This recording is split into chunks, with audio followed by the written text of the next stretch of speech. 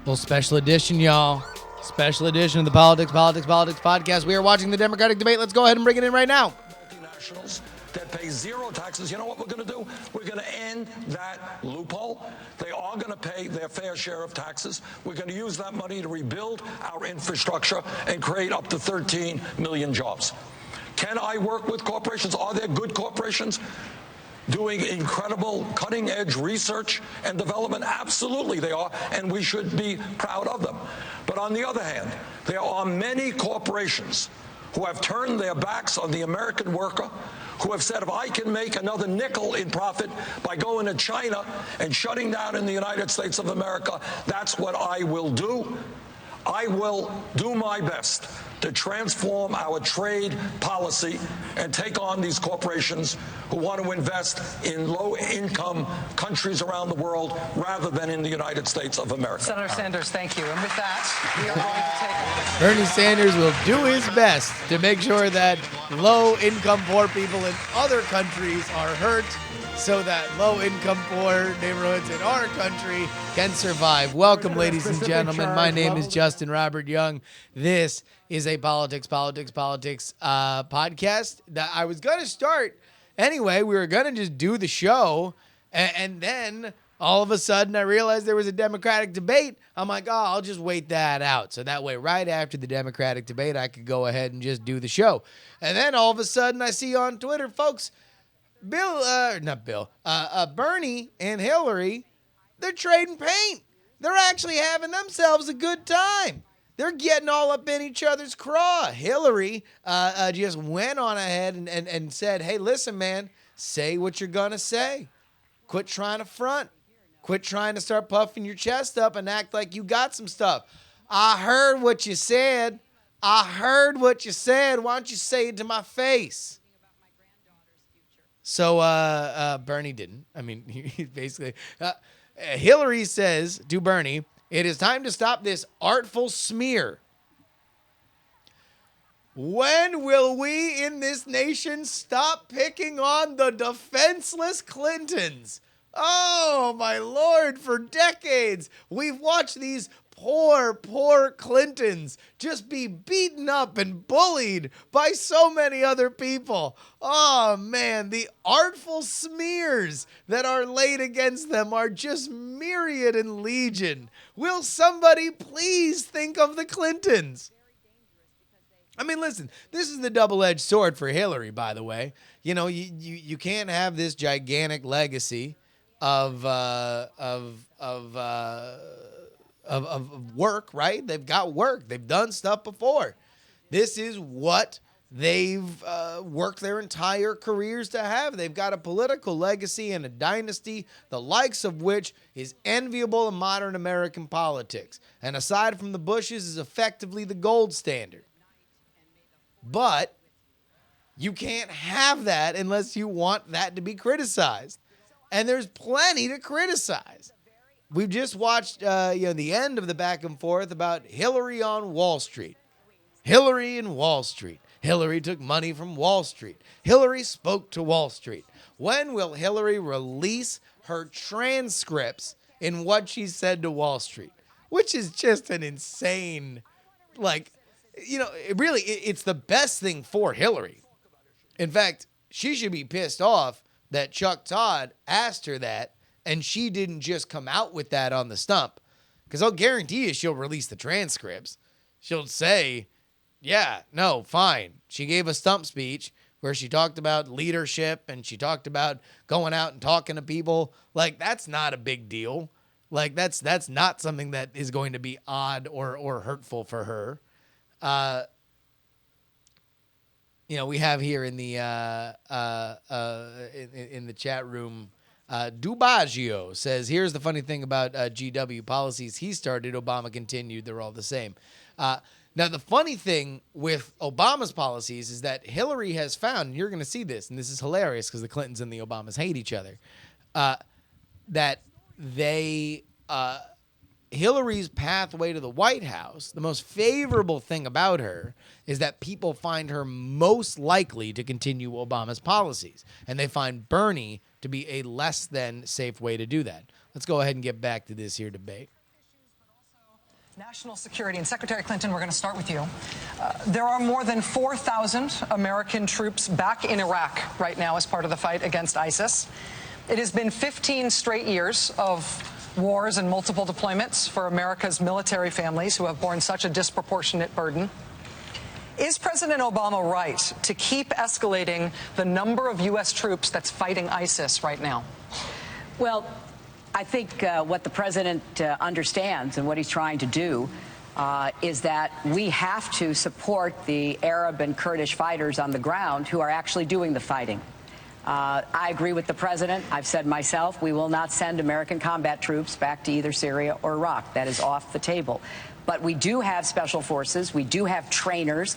We do have military personnel who are helping with the airstrikes that the United States is leading so that we can try to take out ISIS infrastructure, take out their leadership. And I think that given the threat that ISIS poses to the region and beyond, as we have sadly seen in our own country, it is important to keep the Iraqi army on a path where they can actually take back territory, to work with the Sunni tribes in Anbar province and elsewhere so that this their is also a fighters strength, can be a also position of deployed strength to for work Hillary with the Kurds because to provide them the she support. is But always they're going to be doing the viewed as fighting. better They're on doing, foreign the policy as a support former and enabling. Secretary of State And I against also think Bernie we've gotta do Sanders, more who to stop looks like foreign he's going to fighters, be the new foreign Colonel funding, and Sanders. take ISIS online, as well as doing everything necessary to keep us safe at home. So as I look at what the president is doing, it adds up to me. We just have to keep trying to get more support for those people on the ground in Syria and Iraq who have to actually physically take the territory back. To be clear, to the specific question, if that strategic goal that you're describing requires considerably more Americans, an ever-increasing number of Americans in Iraq and maybe in Syria, are you okay with the numbers increasing? No. I mean, of course, that's a theoretical question, and we don't know what it would be for, and we don't know how many numbers there are. I am against American combat troops being in Syria and Iraq. I support special forces. I support trainers. I support the air campaign. And I think we're making some progress. I want to continue to intensify that, and that's exactly what the president is doing. Thank you, Madam Secretary. Go ahead, Senator. 30 seconds. Let me agree with much of what the Secretary said. But where we Mad Scientist says, did they just call her Secretary Clinton or former Secretary? I believe it's just Secretary is the proper honorarium. In Iraq, which created barbaric organizations like ISIS. Not only did I vote against that war, I helped lead the opposition. And if you go to my website, berniesanders.com, you will see the statement that I made in 2002, and it gives me no pleasure to tell you that much of what I feared would happen. Bernie Sanders going back to the, I've been here. You think the darkness is your friend. You have only adopted it. I was born in it. We did differ. A vote in 2002 is not a plan to defeat ISIS. We have to look at the threats that we face right now, and we have to be prepared. This is where Hillary, this is a strong point for Hillary. We're staying basically on this topic. Obviously, you've been emphasizing this difference on the Iraq war, but one place where you do agree and one place where you voted to authorize the use of force was in favor of the war in Afghanistan. Right now, it is possible President Obama is going to be leaving the next president, perhaps President Sanders, at least 10,000 troops in Afghanistan. How long will those troops be in Afghanistan under President Sanders? Well, I think our great task is to make certain that our young men and women in the military do not get sucked into never-ending perpetual warfare within the quagmire of Syria and Iraq. And I will do my very best to make sure that that doesn't happen. I agree with the Secretary that I think what has to happen, and let me just mention what King Abdullah of Jordan said. I think he hit the nail on the head. This is a very bad answer for Bernie. And what he said is essentially the war against ISIS is a war for the soul of Islam. And it must be Muslim troops on the ground that will destroy ISIS with the support of a coalition of major powers, U.S., UK, France, Germany, and Russia. So our job is Chuck to provide Todd's going to go back to him and try to hold him to the answer of how long the troops would be in Afghanistan. When appropriate.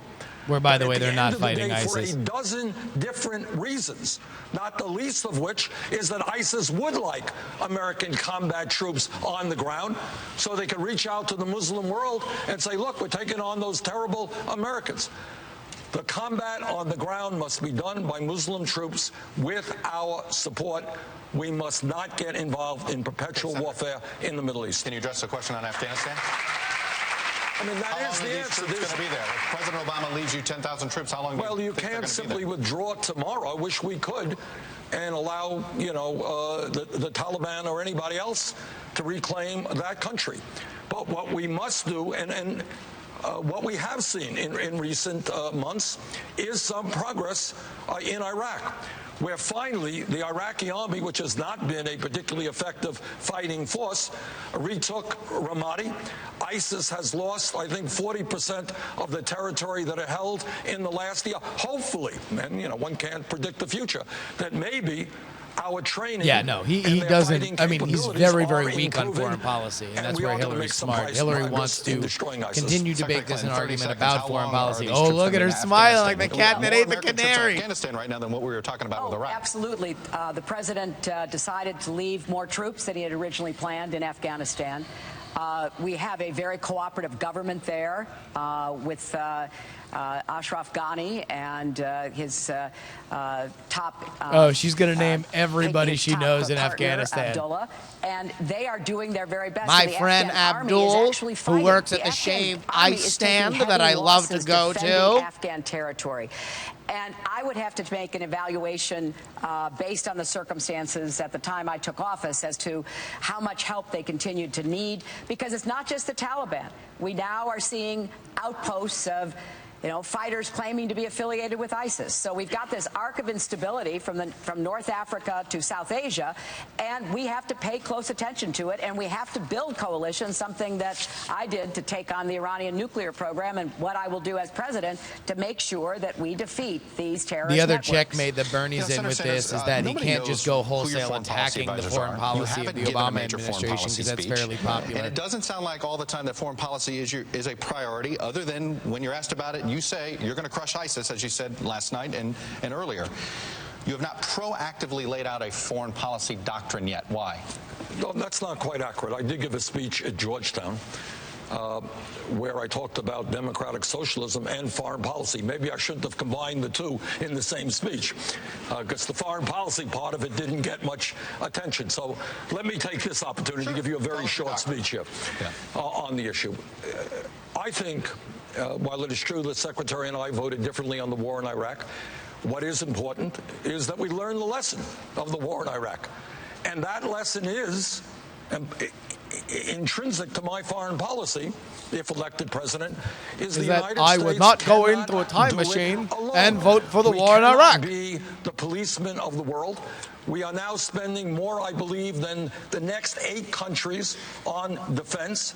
We have got to work in strong coalition with the major powers of the world and with those Muslim countries. Here's something else that Hillary doesn't want to go anywhere near is shrinking the military, because she knows that that's going to be a problem in the general. Of the Sanders administration would be, no, we cannot continue to do it alone. We need to work in coalition. Secretary, if I could just add. Oh my God, Hillary's loving this break.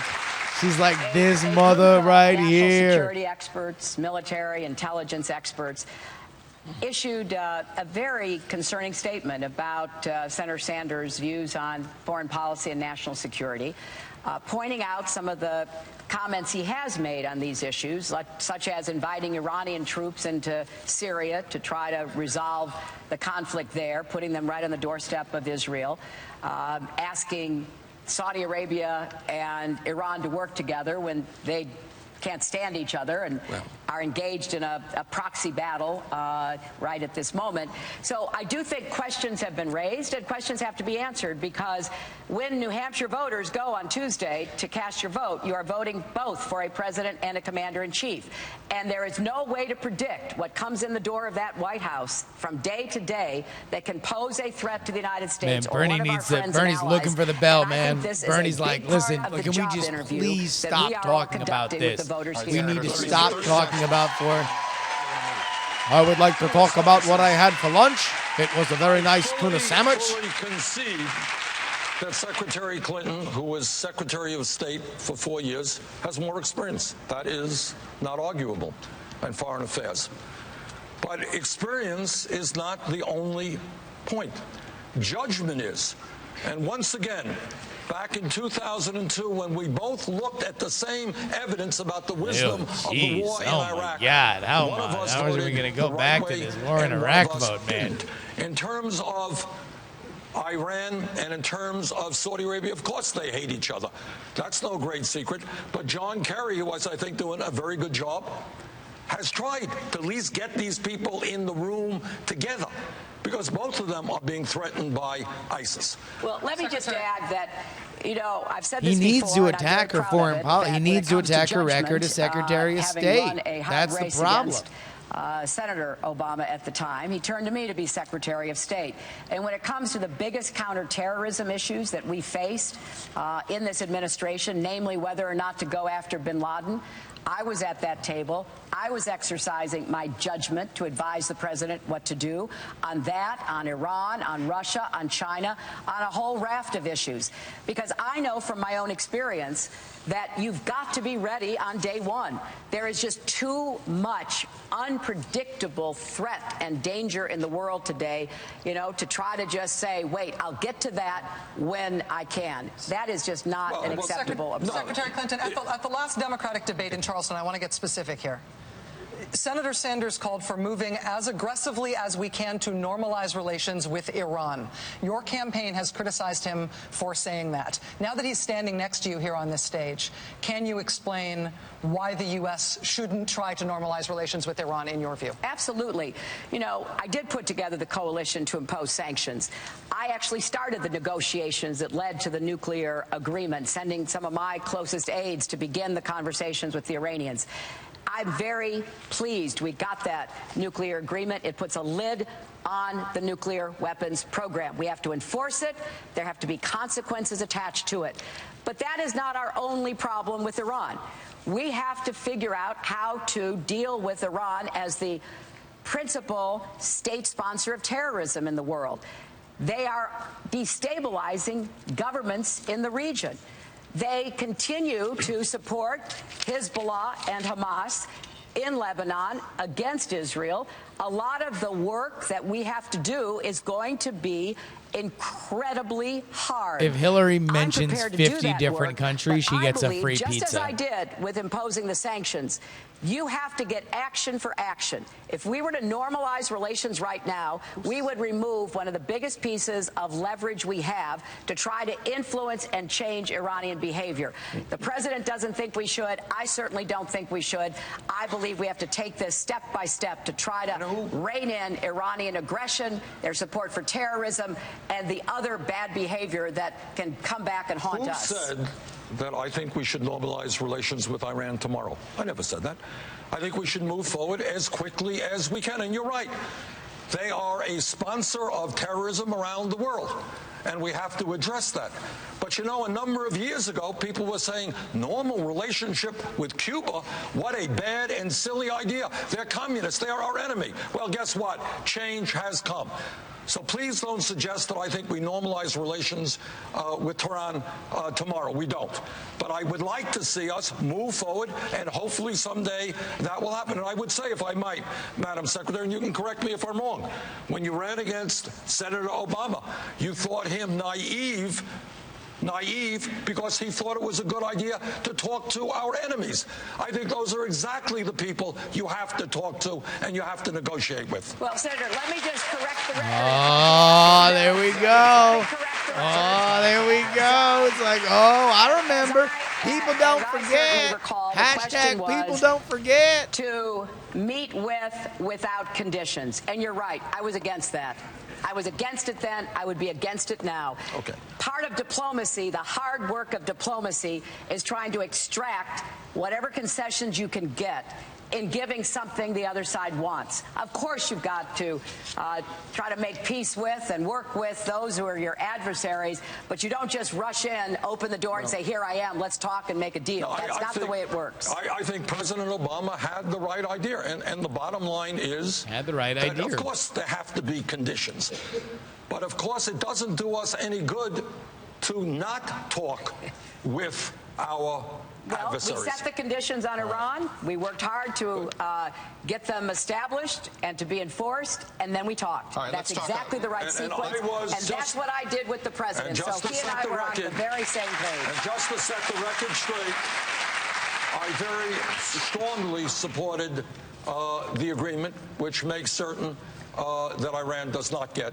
a nuclear weapon. All right, as Commander-in-Chief, Senator Sanders, you've got to prioritize potential threats Chuck to the United Todd's States. hair color Three is countries, North looking a Korea, little weird Iran, right now. Russia. How would you rank them in order of their threat to America's security right now? Starting with the biggest threat. ISIS, you forgot one. That. No, ISIS would be... We've had that. I'm talking about these three countries. How would you orient our national security? No, I would like to talk about ISIS again. North Korea is a very strange situation because it is such an isolated country run by a handful of dictators, or maybe just one, who seems to be somewhat paranoid and who has nuclear weapons. And our goal there, in my view, is to work and lean strongly on China to put as much pressure. China is one of the few major countries in the world that has significant support for North Korea. And I think we've got to do everything we can to put pressure on China. So I worry very much about an isolated, paranoid country with atomic bombs. I think clearly we have got to work closely with China to resolve the serious problems we have. Hillary. I worry about Putin and his military adventurism Just looking in so the area, pleased with herself. She loves this foreign policy talk. Secretary of Defense Ash Carter this week picked one of those three, and he has said Russia was basically the most important national security threat, sort of reorienting the defense and the challenges to that. Do you agree with his decision? No, I don't. I worry very, very much about an isolated country. That's what makes me nervous. Russia lives in the world. China lives in the world. North Korea is a very, very strange country because it is so isolated. And I do fear that a nation with nuclear weapons, they have got to be dealt with and dealt with effectively. Secretary Clinton, what do you think of eat him Secretary alive of on Defense this. Ash Carter? He's basically putting Russia above Iran, above North Korea as sort of the chief national security challenge right now. Well, I haven't talked to Secretary Carter, but here's what I would think he's planning. You know, we do have the nuclear weapons agreement with Iran. That's an enforcement, consequence, action for action, follow on. We have a plan. We will watch them. We will be vigilant. We do have to worry about North Korea. They continue to develop their nuclear weapons capability, and they are working very hard on their ballistic missile capability. So here's the problem. Jonesman64 says, I kind of agree with Sanders. I'm more worried about North Korea than Russia. The issue isn't whether or not you agree with Bernie Sanders on this or not. The issue is more how comfortable he sounds talking about it, because this isn't his strength, and this is where you need to overperform expectations on your weaknesses if you're going to win. This is Hillary's strength, his weakness, and he doesn't sound convincing. Russia is trying to move the boundaries of the post-World War II Europe. The way he is trying to set European countries against one another, seizing territory, holding it in Crimea, beginning to explore whether they could make some inroads in the Baltics.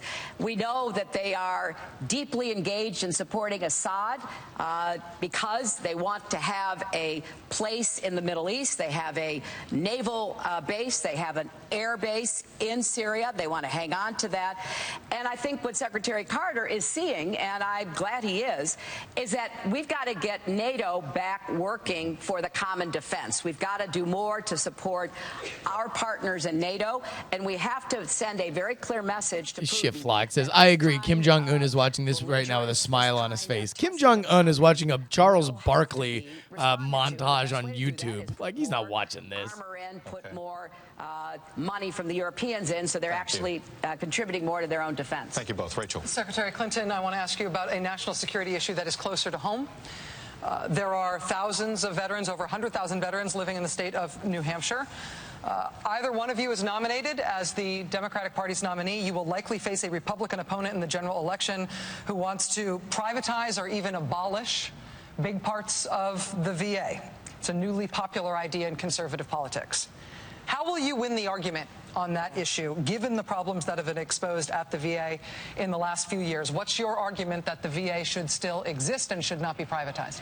Well, first of all, I am absolutely against privatizing the VA, and I am going to do everything I can to build on the reforms that Senator Sanders and others in Congress have passed to try to This is another fix one that's what's wrong with the VA. very, very hard. This is There a are strong lot of, subject for issues about Bernie wait because it's times pedantic and and involves old services that people. have to be But fixed more because our specifically veterans is not deserve really great for nothing either of but the them best. because the But VA you're sucks absolutely balls right. and You know, Rachel, they this don't is want to another have part these of words the put Koch over brothers' a montage agenda. of They've terrible actually looking formed an pictures and organization videos to from try the to begin VA. to convince Americans we should no longer have guaranteed health care, specialized care for our veterans. I will fight that as hard as I can. I think there's where we can enlist the veterans service organizations, the Veterans of America, because yes, let's fix the VA, but we will never let it be privatized.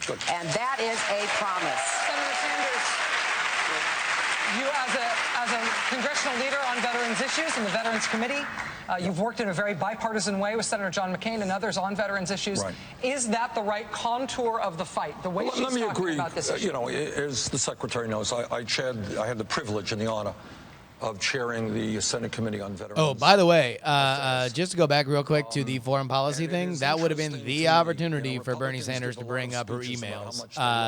At some point, if he wants to win this, he's going to have to tar and feather her on that. If he does not, he will not win. He's got to figure out a way, since he's already said, I don't care about your damn emails, to be able to bring up her lack of judgment in how she handled foreign policy there. Every Democrat voted for it.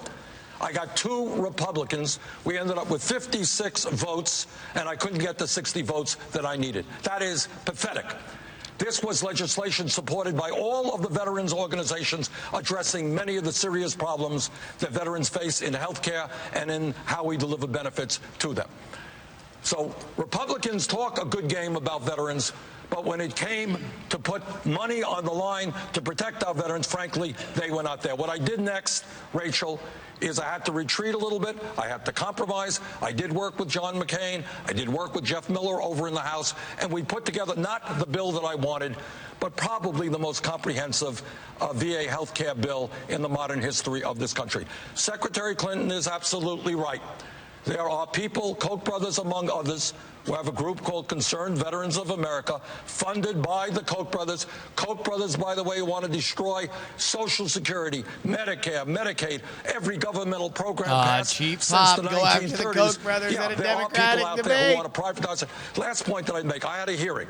I had all of the veterans groups in front of me, and I said to them, tell me, when a veteran gets into the VA, understanding there are waiting lines and real problems, when a veteran gets into the system, is the quality of care good? Without exception, what they said, good, excellent, very good. We've got to strengthen the VA. We do not privatize the VA. Senator Sanders, Secretary Clinton, we're going to take another break. We'll be talking about Social Security. The other thing about the VA is whenever you get into a topic about single-payer health care, you've got to understand that the opposition, namely Republicans, are going to say, well, hey, you want to know what single-payer health care looks like? Go ahead and look at the VA. And by the way, these guys think that the VA is good to very good to excellent. So if you're happy with, go ahead with Grandpa, head on over to the VA when he's looking for a checkup. See how long he's got to wait. See how happy he is with his help. The VA is a constant source of this is what government health care looks like. So getting tied to the VA too tight is not good for people who want to sell the vision of a larger, grander world of a single-payer healthcare system. Koch brothers, that's what you do, waterfalls in your Democratic debate drinking game. J.C. Calhoun says as if regular hospitals are awesome or something. Yeah, I mean, like, listen, it's not like hospitals are fantastic, right? It's just that VAs have a very bad reputation. You know, if you actually ask people not about the care, it's very specific that he said, oh, but when people are asked about the care, not about the entirety of a VA and how long it takes to wait and how long it takes to get an appointment, all that kind of stuff. It's about the care in general. People have a negative opinion about how VAs are run. Also, like anything else, it's a government institution that, you know, doesn't exactly have the best and the brightest looking after it. So, you know, you have the ability to be shamed in pictures and videos going forward. Still at Work says, even though I know that they're not on my mind, I imagine the Koch brothers as the Koch brothers and that they run Coca-Cola. It's a fair point. I think that's a good point. How long does this go here? We got another 40 minutes of this? I don't know if I'm going to be able to go the whole time. If they're not going to yell at each other, I don't know how excited I am about this debate. We might just wrap this up and go ahead and start politics, unless this next topic is pretty awesome. But otherwise, you know, everybody got a free little, two bonus episodes of the Politics show. Asset, just an FYI, the VA was operating from 2000 to 2009 on the last budget Clinton proposed for them. Bush never submitted a budget for them. Theirs is separate from the main budget since 1994. Fair point. Someone get Trump in the audience to liven this up a bit. What, so we can make faces? Like,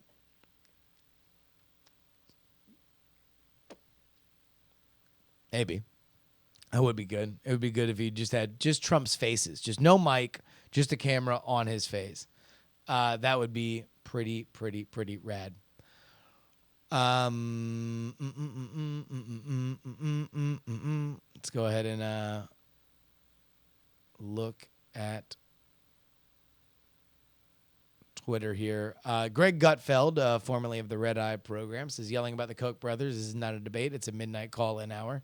Patton Oswald says Democratic debate, two smart adults going at it hard, low comedy. Republican debate, straw-brained, soul-damaged psychos yelling at each other is a goldmine. Well, you know, hey, I'll tell you what. It's Patton Oswald certainly getting more grist for the mill in the Republican debate. There we go. Jonathan Mann, Song a Day Man, saying Chuck Dodd just doesn't like Bernie. I think I can just feel it. You always know that you're a partisan when you blame the announcers. We got a lot of people making their points about Hillary Clinton's tone. Finally, Kibby says, "Oh, just sitting here imagining Hillary and Bernie watching House of Cards in the same nursing home one day. That's pretty rad." All right, let's go back. If this sucks, I'm gonna tap out. I'm just gonna let y'all know. The Iowa Democratic Party has declared Hillary Clinton the winner of Monday's Iowa caucuses, narrowest of margins. Today, the Des Moines Register has an editorial that calls for an audit of the results. Now and, we're quote, talking. What Let's happened go. Monday night at the Democratic caucuses was a debacle, period. The results were too close not to do a complete audit. Senator Sanders, do you accept the idea that Hillary Clinton won Iowa? And do you believe the caucuses are still an open question? Well, I agree with the Des Moines Register, but let's not blow this out of proportion. This is not like a winner-take-all thing. I think where we now stand, correct me if I'm wrong, you have 22 delegates, I have 20 delegates. We need 2,500 delegates to win the nomination. You know, so this is not the biggest deal in the world. We think, by the way, based on talking to our precinct captains, we may have at least 2 more delegates. What the Des Moines Register said, you know, there were I think there were half a dozen coin flips, a fairly chaotic type of situation. At the end of the day, no matter how it's recounted, it will break roughly even. And by the way, I love and respect the caucus process in Iowa. And I don't have to say it because they voted already. And I love New Hampshire, too, because you haven't voted. But Look, Bernie I showing think that people are folksy blowing this up out of charm. proportion, but I think we need improvements in the process by which results are determined. Secretary Clinton, will you participate in some sort of audit if that's what the party wants to do? You good with that? You know, whatever they decide to do, that's fine. Fair enough. Okay. All right. Good. We move on. That's not a good look for Hillary. We got more questions. Senator Sanders, in 1964. Oh, word. See, when you are old, then they go back all these years. All right, what do you got? In 1964, I heard that the Republicans nominated Barry Goldwater, who was the hero of the conservative movement. He was, however, far to the right of most of that party. In 1972, the Democrats nominated George McGovern, who was a hero of liberals in the anti-war movement, but he was to the left of his party's mainstream. Both of those nominees made activists very excited, and they both got destroyed in the general election. Right. Even Democrats who love you worry about your fate in a general election. And I know you have good head-to-head polling numbers against Republican frontrunners right now. We know that. But do you have a general election strategy that is different than the way you're running right now to try to get the nomination? Well, you know, a general election is different than a primary and caucus process. But let me just say this. In terms of where we are right now, as you mentioned, Rachel, in a number of national and state, including New Hampshire. For example, the last poll I saw, there may have been a newer one, last one I saw here in New Hampshire, a battleground state, had me defeating Trump by 19, the secretary defeating him by 1. There were also pretty large margins in Iowa and Wisconsin. These are polls go up, polls go down. But here's why I think I will be, if nominated, the strongest candidate. Democrats win when there is a large voter turnout, when people are excited, when working people, middle-class people, and young people are prepared to engage in the political process. Republicans win when people are demoralized and you have a small voter turnout, which, by the way, is why they love voter suppression. I believe that our campaign... That's kind of counter to the fact that Republicans had more people voting in the Iowa caucus than the Democrats did. Of enthusiasm from working people, from young people who will get involved in the political process and which will drive us to a very large voter turnout. If there is a large voter turnout, not only do we retain the White House, but I think we regain the Senate. We win governor's That also chairs does up not and answer down Rachel the line. Maddow's question, which So I is, what will believe your if you strategy want be to if you retain win the White nomination, House, as if you opposed to want just try to see race Hillary so Democrats do far to the well left that she across the winds up board, turning inside I out think our and walking campaign around is the like one a that creates model of the large innards voter of a human turnout body. and helps us win. Secretary Clinton, your campaign and surrogates and people who have endorsed you have suggested that, or even said that, if Senator Sanders is the nominee, that Democrats will suffer nationwide and the chances will go down of Democrats holding onto the White House. With him here standing next to you, can you tell us whether or not you believe he would win the general election if he were nominated? I can only tell you what I believe, and that is that I am the strongest candidate to take you it know to the she wants to Republican. say, no chance! No chance in hell! You got no chance! I personally am thrilled at the numbers of people, and particularly young people, who are coming to support your campaign. I hope that I will be able to earn their support. They may not support me now, but I support them, and we'll work together. But what I'm concerned about is the By the way, she needs the Sanders vote. She needs the youth vote. She needs women under 30 specifically to win a general election. And it also will put whoever the nominee is into the spotlight. I've been vetted. There's hardly anything you don't know about me. And I think it's fair to say that whoever is in that position, Senator Sanders or anyone else who might have run, will face the most withering onslaught. So I think that I am the person who can do all aspects of the job. I think I'm the person best prepared to take the case to the Republicans. And I think that at the end of the day, it's not so much electability, it is who the American people can believe can keep them safe, can get the economy moving again, can get incomes rising, can build on the progressive accomplishments of President Obama. And I think that the coalition that President Obama put together to So the issue isn't, I see a lot of people in the chat room saying, oh, well, I wouldn't vote for a Republican candidate. The issue isn't whether or not anybody who would vote for Bernie would vote Republican. It's rather whether or not they would stay home. That's what Hillary's got to worry about, if she doesn't burn her bridges with women under 30. Women under 30, that's her demo. That is not, that's abandoning her now. They tell our reporters over and over again they're worried about the emails issue, not because they don't believe your explanation, but because it's a drip, because the cloud is hanging over your head and that it will impact the general election. They see your numbers right now, and they think it's the email issue as to why you're not polling very well. So can you reassure these Democrats that somehow the email issue isn't going to blow up your candidacy if you're the nominee? Absolutely, I can. You know, before it was emails, it was Benghazi. And the Republicans were stirring up so much controversy about that. And I testified for 11 hours, answered their questions. They basically said, yep, didn't get her. We tried. That was all a political ploy. Now, we had a development in the email matter today when it came out that Secretary Powell and close aides to former Secretary Rice used private email accounts. And now you have these people in the government who are doing the same thing to Secretary Powell and Secretary Rice's aides they've been doing to me, which is that I never sent or received any classified material. They are retroactively classifying it. I agree completely with Secretary Powell, who said today, this is an absurdity.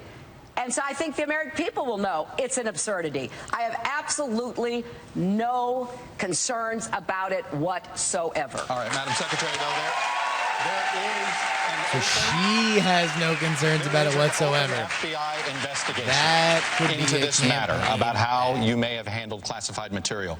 Are you 100% confident that nothing is going to come of this FBI investigation? I am 100% confident. This is a security review that was requested. It is being carried out. It will be resolved. But I have to add, if there's going to be a security review about me, there's going to have to be security reviews about a lot of other people, including Republican office holders, because we've got this absurd situation of retroactive classifications. Honest to goodness. This just beggars the imagination. So I have absolutely no concerns about it, but we've got to get to the bottom of what's really going on here, and I hope that will happen. Well, Senator Sanders, you famously at the first debate said you didn't give a darn about her emails. I think you used another quote. You're right. I'm trying to. It's a family hour still right now. After 11 o'clock, I'll say it the other way. And you mostly have refrained from commenting on it. But recently, you called it a very serious issue. And then the other day, you said, well, she's getting slapped with the email controversy. How are you feeling about these darn emails now? I am feeling exactly the way I felt at the first debate. There's a process on the way. I will not politicize it. Okay. Senator Sanders. Senator, thank you. Now, as soon as somebody from the FBI says something, you'll jump up and down and do a backflip. The Secretary probably doesn't know that there's not a day that goes by when I am not asked to attack her on that issue, and I have refrained from doing that, and I will continue to refrain from doing that. Senator Sanders, thank you. Senator, in December, one of your campaign staffers was fired from your campaign for taking voter data, essentially, from the Clinton campaign. You apologized for that when the incident was made public. Your campaign has now been criticized for its operatives essentially impersonating culinary union members wearing union pins in Nevada.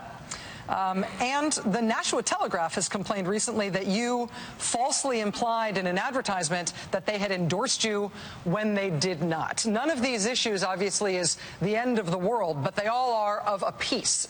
Are you, in some sense, losing control of your campaign? Not losing control of our campaign. You know, we have hired a whole lot of people in a rapid way, and I am familiar with the first two instances, and they are unacceptable, and we have apologized and dealt with that. In terms of the last one, as I understand it, we did not suggest that we had the endorsement of a newspaper. newspapers who make endorsements also say positive things about other candidates. And to the best of my knowledge, that is what we did.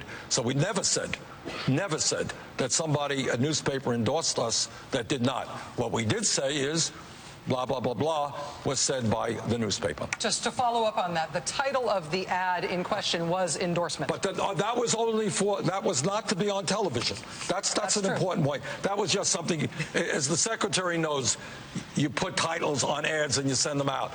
But there was no word in that ad, none, that said that those newspapers had endorsed us. Secretary Clinton, do you want 30 seconds on this issue? No. All right. And with that, we will take a break. We'll be right back.